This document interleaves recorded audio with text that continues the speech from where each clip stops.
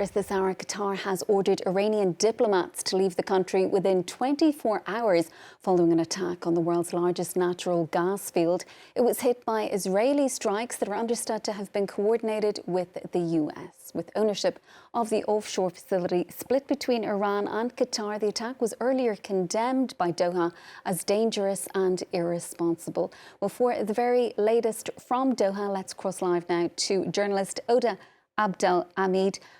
Just take us through what exactly is happening here. These Iranian diplomats being expelled. Tell us why.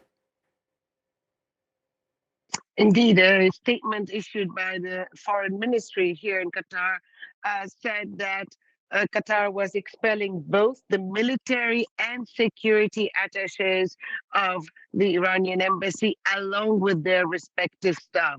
Now, the statement goes on saying that that was in retaliation of the continued aggression, blatant aggression, as the statement says, against the state of Qatar. It did not link it directly to the attack earlier on the Ras Laffan liquefied gas facility, but the move comes a few hours later.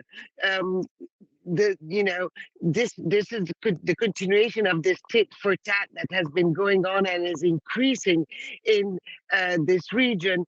Certainly, the targeting of the Ras Laffan gas facility was a huge blow for Qatar. Qatar Energy actually says that it had extensive damage, and the Ministry of Defense says that it was targeted by 4 ballistic missiles, 3 were intercepted, and 1 actually slammed into the facilities, and that's that big fire you see on that video we just aired. So no direct linking, but certainly for those who are here following the events, it seems that that might have been the one step too far for Qatar. And Hoda, Iran also issuing evacuation warnings earlier for several oil facilities, not just where you are, but across Saudi Arabia, the United Arab Emirates. How concerned are people there about what exactly is happening here in the Gulf region and how far Iran is willing to go? But I think the question is how far both sides are willing to go, because what we have seen from Iran is a pattern of retaliation along exactly the same lines of the attacks it has come under. So earlier in the day, there was an attack, as you mentioned, on the South Pars gas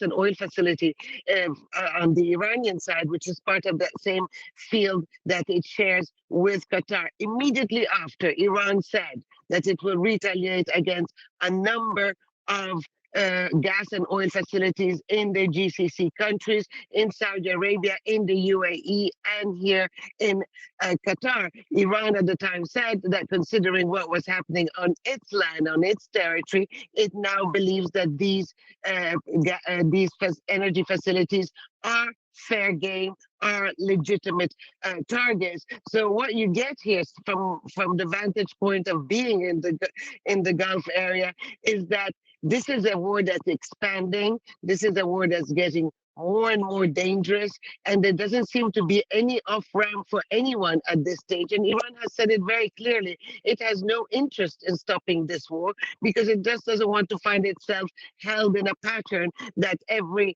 year, every 6 months, every 2 years, there's a renewed hostilities. So Iran is willing to go all the way. The question now is how much restraint or how longer are the Gulf countries are going to show restraint. As we speak now, the foreign ministers of the Gulf countries, along with several foreign ministers of other Muslim countries, are meeting in Riyadh. This on the backdrop of all the events that happen here and on the backdrop that, Ras Laffan, the biggest liquefied gas complex in the world, is at the moment in flames, or at least part of it is in flames.